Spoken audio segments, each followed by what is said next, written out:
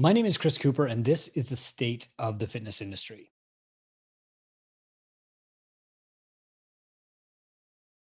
Now, let's get into membership. Who are coming to your gyms? The highest percentage of members at gyms in our survey were male, age 31 to 40, which is 18.5%, and female, age 31 to 40, which is 18.4%. Very interesting because a lot of these gyms are owned by people who are younger than that. They're under 30. They've started their first business. But if your biggest demographic is age 31 to 40, it means that they probably have kids. They probably have secure professional jobs that can afford to come to a high value gym. Let's talk about data on class size. Now, obviously, COVID affected class size because in a lot of places it was illegal to run a big group. So pre-COVID, the average class limit was 17.36 clients. Post-COVID, post-lockdown, the average class limit was 13.5 clients. So it's down 22%. Now, what's interesting is that these numbers didn't just pop right back up, which means that either some gyms are still in partial lockdown and they have class limits, or the gym owner said, I'm going to implement early registration. You have to sign into your class in advance. Or I like coaching only 13 people instead of 17. Now, if we correlate this against retention data, it's really interesting because the value of working out in a group as measured by retention improves on the 7th client, but it decreases on the 13th. So if you're building your class size based around retention, you want to have your classes between 7 and 13 people for maximum profitability, maximum results by your clients, and maximum retention anyway. So if after COVID, you're forced to reduce class sizes to 13, that's not actually a bad thing. So we've got more Wodify data in here. It's really awesome on class sizes. But sign-ins are less drastic. So sign-in rate are only about 9%. That means that people are coming almost as often as they were before. They're just doing that in smaller classes. We're also looking at how many classes per week the average gym offers. So if we look at most gyms offer between probably 20 and 39 classes per week. Some gyms offer more than 70 per week, and these would be in like the multi-use facilities where you've got a couple classes going on at a time. Let's talk about the number of programs that gyms offer. So earlier I said you want diversity in your revenue streams, maximum 4: group training, nutrition coaching, personal training, and online coaching are great options. Some people might not do online training. They might do kids instead, for example. They might do yoga. They might do boot camp or something like that. So an example might be kids. It might be CrossFit. It might be boot camp. It might be yoga. It might be, personal training. The average gym offers about 5.2 classes, unique classes that people pay a different amount for. Okay. Now, the average gym also has 7.3 people on staff. So that includes not just coaches, not just owners, but also administrators and desk staff.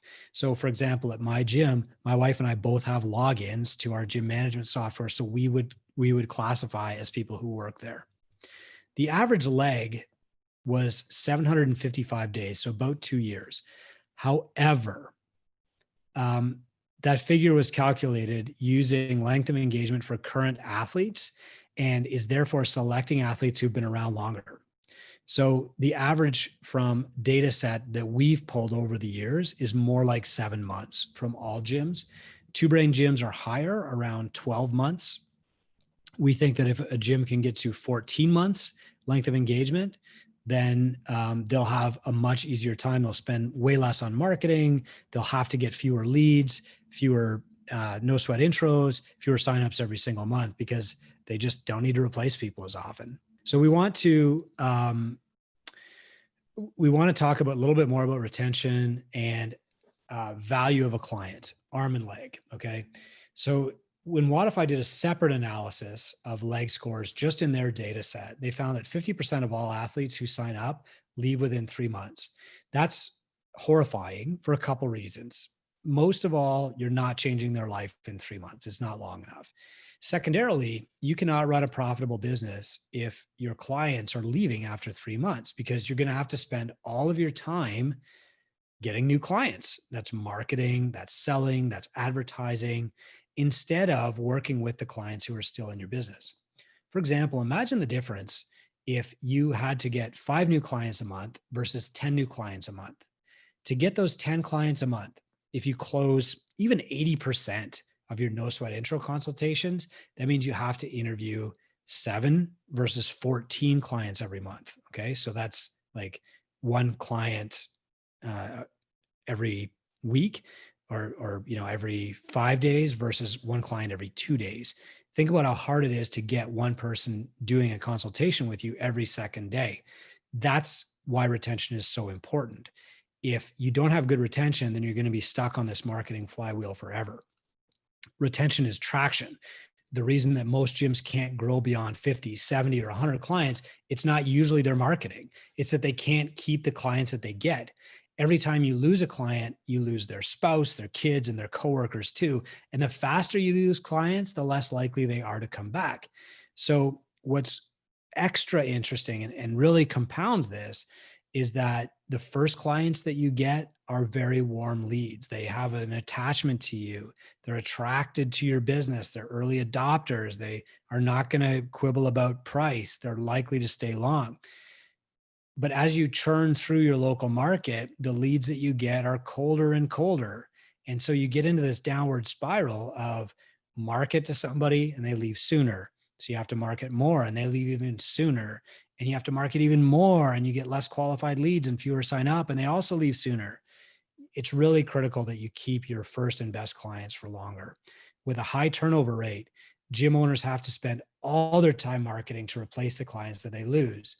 And that's, a downward spiral, as I just said. Profitable gyms have great retention, period. The average gym owner can easily add up to $40,000 per year in profit just by keeping clients for 2 months longer than they currently do. So by now, every gym should have a clear onboarding program to prepare clients for the next step, like on-ramp. They should have a prescriptive model to consult with new clients, review the progress of existing clients, and change client paths as needed. And they should also have staff dedicated to keeping clients on track. So for example, a gym charging $150 per month, which is, the high end for a non-two-brand gym or the very low end for a two-brand gym, with 150 clients, they could make an extra $38,000 per year in profit just by keeping those clients for 2 more months. And think about how much clients can improve in those extra 2 months, right?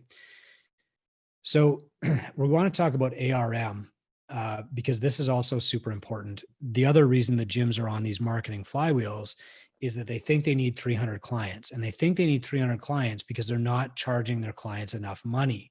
The average client is not valuable enough.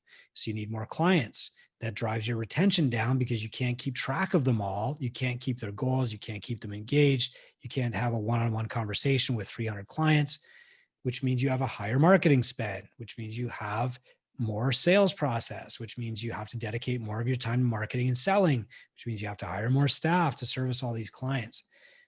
But it also means that you have a low ARM. Average revenue per member is a critical metric in your business. It's one of the 2 that I really focused on in my new book, Gym Owner's Handbook.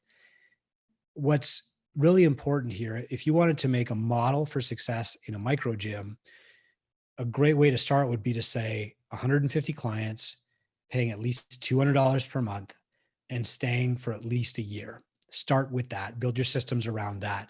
If you're thinking immediately, I can't charge $200 a month, then you need to flip the script in your own brain and say, what can I sell that's worth $200 a month?